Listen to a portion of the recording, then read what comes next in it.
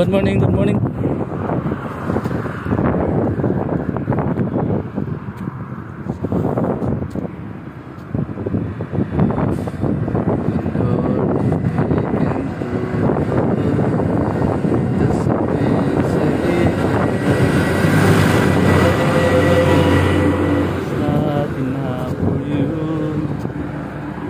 Good morning mga master.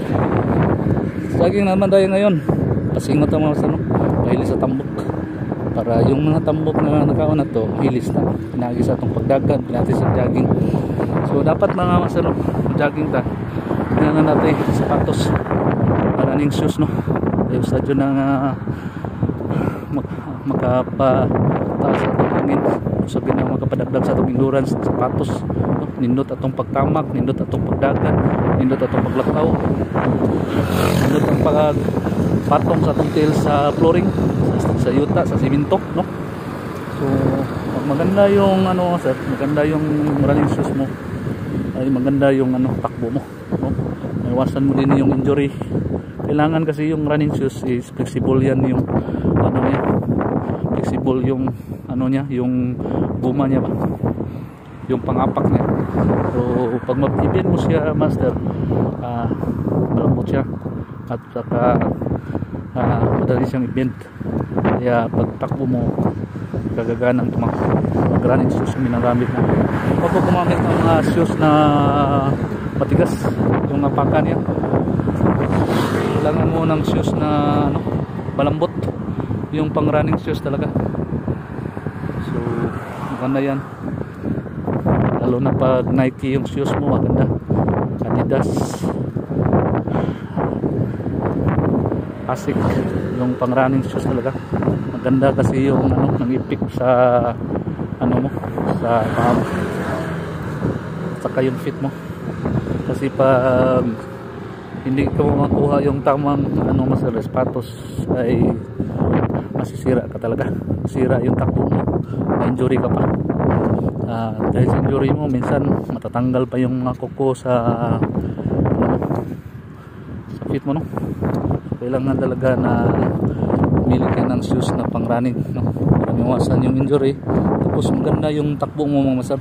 Kailangan mong ano, yung shoes talaga yun ang pinaka prime kung tumakbo ka,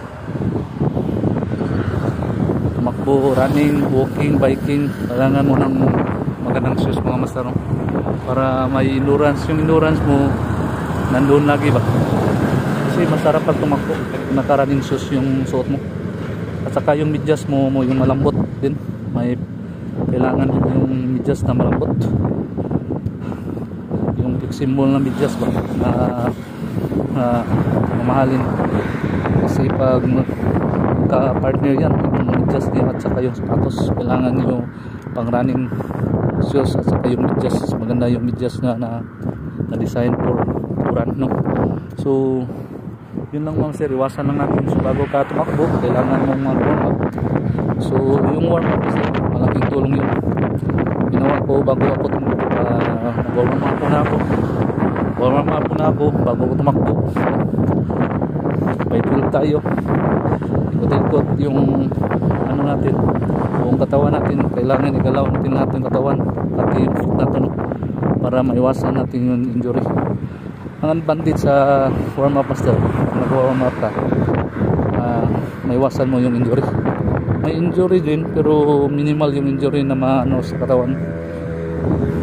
Iwasan din, minimal yung mga pain ba pag naka-warm up ka. So lalo na pa malayo yung tatakbuhin mo, tulad nito, tatakbo tayo ng 8.9 km. Hindi ka kailangan na tumakbo ka agad, kailangan mo talagang mag-warm up. So papawis muna, warm up muna bago ka sasabak sa takbo, no? So kailangan yan master, ganda. Yun lang mga master. God bless and bye bye. Good morning.